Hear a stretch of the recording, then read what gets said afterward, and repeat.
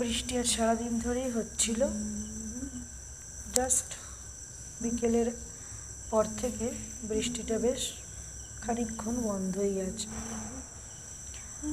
আর বৃষ্টির পরে সন্ধেবেলা বেশ দারুণ লাগছিল, একটা ঠান্ডা ঠান্ডা ভাব, আর তার সঙ্গে বেশ চারিদিকে ঝিঝি পোকার ডাক, সব মিলিয়ে একটা অন্যরকম।